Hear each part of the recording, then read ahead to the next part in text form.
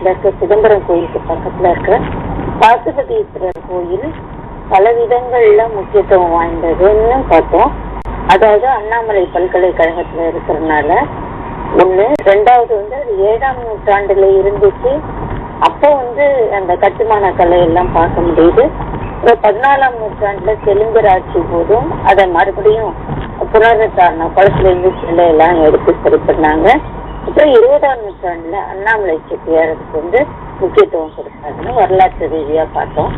இப்ப புராண ரீதியா பார்க்கும்போது அர்ஜுனன் தவம் செய்த இடம் அப்படிங்கறதுனாலையும் அர்ஜுனன் பாசுபதேஸ்வரம் அப்படின்னு கோயில் பேரே இருக்கிறதுனால பாசுபத அஸ்திரம் வாங்கின இடம்ங்கிறதுனாலையும் அது முக்கியத்துவம் புராணத்துல பெருது. ஏன்னா புத்த மத சமண மதம் வந்தப்போ இந்து மதத்தை இந்தியா முழுக்க பரவணுங்கிறதுனால இந்த மகாபாரத கதையும் ராமாயண கதையும் பாரதம் முழுக்க நடக்கிற மாதிரி வால்மீகி முனிவரும் வியாச முனிவரும் எழுதுனாங்க. அதனால அர்ஜுனன் தவம் புரிஞ்ச இடம், பாசுபத அஸ்திரம் வாங்கின இடம் அந்த பாசுபதேஸ்வரர் கோயில். இது கடல்ல இருந்து கிட்டக்க இருக்கு. ஒரு 3-4 கிலோமீட்டர்ல பிச்சாவரம் இருக்கு. அது பேக் வாட்டர்ஸ் இருக்கிற இடம். அதுக்கு பக்கத்துல சதுப்பு நில காடுகள் இருந்திருக்கிறதுனால தென்னிந்தியாலே 3 இடங்கள்லதான் சதுப்பு நில காடுகள் இருக்கு. அதுல இது ஒண்ணுங்கிறதுனாலையும் இந்த பாசுபதேஸ்வரர் கோயில் முக்கியத்துவம் பெறுகிறது. இதுல அர்ஜுனன் பாசுபத அஸ்திரம் வாங்கின பிற்பாடு தன்னுடைய மகனை கொன்றவங்களை பழி வாங்கறதுக்கு அந்த அஸ்திரத்தை பயன்படுத்துறான். எப்படின்னா இது அபிமன்யு தான் அர்ஜுனனோட மகன். அவன் பாரத போர் நடக்கும் போது சக்கர வியூகத்துல மாட்டுகிறான்.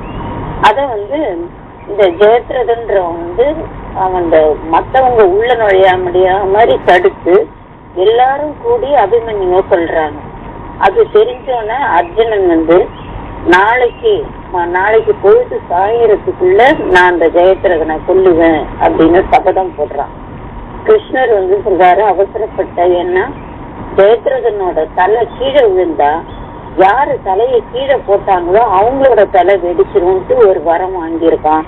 அவனை எப்படி கொல்றதுன்றது நான் சொல்றேன், நீ பாத்துட்டு சாயங்காலத்துக்குள்ள எப்படி கொல்ல போறேன்னு தெரியலன்னு சொல்றாரு. அப்ப அர்ஜுனன் சாயங்காலம் வரைக்கும் பார்த்துட்டு இருந்துட்டு முடியலன்னு சொன்னோன்னே நான் தீ குளிக்கிறதுக்கு ஏற்பாடு பண்றேங்கிறப்ப இவரு என்ன செய்யறாரு, அந்த சூரியனை மறைச்சிடுறாரு. கிருஷ்ணன் தன்னுடைய சக்கரத்தை பயன்படுத்தி நீக்கிறாரு. உடனே இருட்டி போயிடுச்சுன்னு சொல்லிட்டு எல்லாரும் கூடி அர்ஜுனன் சாகரத பாக்குறாங்க. பாக்குறதுக்கு கூடி இருக்கிறப்ப ஜெயத்ரதனும் எட்டி பாக்குறான். உடனே கிருஷ்ணன் தன்னுடைய சக்கரத்தை சூரியனை வச்சு விளக்கிடுறாரு. உடனே சூரியன் நல்லா தோணுனோன்னா நாள் இன்னும் மிச்சம் இருக்குங்கிற தெரிஞ்சு ஜெயத்ரதன் பயப்படுறான். அப்பதான் அர்ஜுனன் தன்னுடைய பாசுபத அஸ்திரத்தை எடுத்து ஜெயத்ரதன் மேல விடுறான்.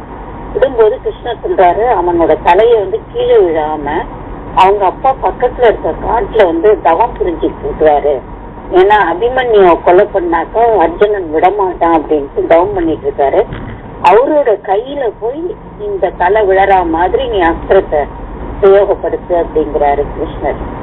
உடனே அர்ஜுனன் அதே மாதிரி பாசுபத அஸ்திரத்தை பயன்படுத்தி ஜெயத்ரதனோட தலையை கொய்து அவங்க அப்பா தவம் புரிஞ்சிருக்கிற இடத்துல அவரோட கையில விழறா மாதிரி அனுப்புறான். உடனே அவரு தவம் புரிஞ்சிட்டு இருக்கிறவரு கையில எது விழுந்துருச்சுன்னு கீழே போடுறாருல, தலையை யார் கீழே போடுறாங்களோ அவங்களோட தலை வெடிச்சிருங்கிறதுனால அவங்க அப்பாவோட தலையும் வெடிச்சிருது, ஜெயத்ரதனும் செத்துடுறான். இதுக்கு உதவியா இருந்தது பாசுபத அஸ்திரம். அந்த பாசுபத அஸ்திரத்தை வாங்கின இடம்ங்கிறதுனால பாசுபதேஸ்வரர் கோயில் ரொம்ப புகழ் பெற்றது. பாரதத்துல அர்ஜுனன் தன்னுடைய மகனை கொன்னவனை பழி வாங்குறதுக்கு இந்த அஸ்திரம் உதவிச்சுங்கிறதுனால இந்த கோயில் சிறப்படையுது.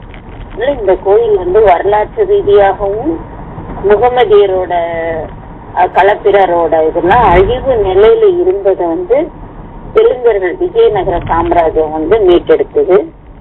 அண்ணாமலை அரசர் இதை மீட்டெடுத்தது மட்டும் இல்லாம அதை சரி பண்ணது மட்டும் இல்லாம இதை சுற்றி பெரிய ஒரு சாதாரண ஸ்கூல்லேருந்து உயர்நிலை பள்ளியிலேருந்து கல்லூரி வரைக்கும் கொண்டு வந்திருக்கிறாரு. மீனாட்சி கல்லூரியோட முதல் அண்ணாமலை பல்கலைக்கழகம் அவரோட மூதாதையை சேர்ந்த பெண்மணியோட பேரால் தான் எல்லாத்தையும் அமைச்சிருக்கிறாரு அண்ணாமலை செட்டியார். அதுல வந்து அண்ணாமலை செட்டியாரோட புகைப்படம், மீனாட்சி கல்லூரியோட புகைப்படம், மீனாட்சி ஸ்கூலோட புகைப்படம், ராணி மெய்யம்மையோட ஸ்கூலோட புகைப்படம், ராணி சீதையாச்சியோட புகைப்படம் எல்லாம் பாசுபதீஸ்வரர் கோயிலை சுற்றி தான் இருக்கிறது நீங்க பார்க்க முடியும்.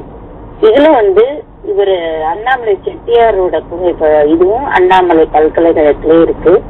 அண்ணாமலை பல்கலைக்கழகத்தை சேர்ந்தவங்க, படிச்சவங்க, அதை வேலை பார்த்தவங்க எல்லாம் பாசுபதீஸ்வரர் கோயிலை மறக்க முடியாது. ஏன்னா அதனுடைய சிற்ப அற்புதங்கள் அப்படி திரும்ப மீட்டெடுக்கப்பட்டது. அதாவது குளத்துக்குள்ள மூழ்கி இருந்த அந்த சிலைகளை எல்லாம் மீட்டெடுத்து கொண்டு வந்திருக்கிறதுனால அது வந்து புகழ் வாய்ந்ததாகவும் சுற்றிலும் மரங்கள் எல்லாம் இருக்கிறதுனால இந்த பாசுபதீஸ்வரர் கோயில் முக்கியத்துவம் பெறுகிறது.